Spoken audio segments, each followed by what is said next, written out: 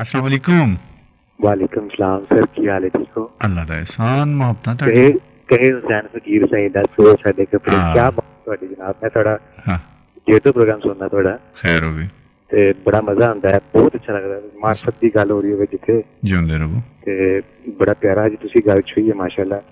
बड़ा मजा आ रहा है। मैं गड्डी च बैठा ਤੁਹਾਡਾ प्रोग्राम सुनना पिया ते बड़े बड़े अच्छे लोग आए ने, सांझ पाई उन्होंने इश्क दे ते गुजारिश है वे कि इश्क का तुसी पूछ रहे हो जनाब।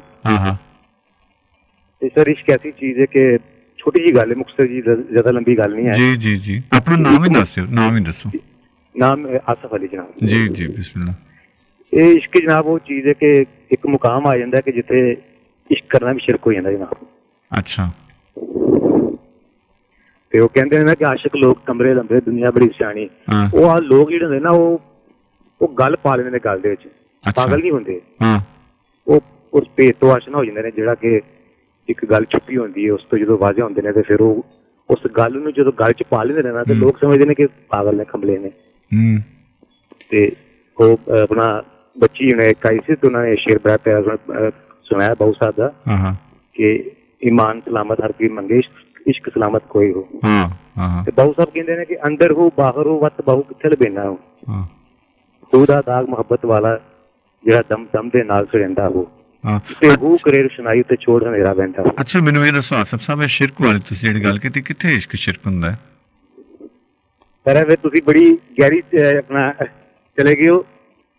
दस्सो ना, तुसीं एक गल नूं छेड़िया ते मैं चाहांगा गल लंबी हो जाएगी, गल लंबी हो जाएगी कि जदों तुसीं मतलब कहंदा है गल के गल बहुत दूर दी हैगी, मैं करना नहीं चाहता, लेकिन तुसीं हुण पुछ लिया कि इश्क एक मुकाम आ जांदा कि उत्थे शिरक भी किहदे नाल करोगे इश्क तुसीं? जदों जदों तुसीं अपनी नफी कर दिंदे हो, उस जात दी नफी कर दिंदे, जदों तुसीं कहंदे हो कि मतलब कि कोई है ही नहीं उसके अलावा, उस जात तो अलावा दुनिया रूहे जमीन ते कोई नहीं हैगा, वाहदहू ला शरीक है जी।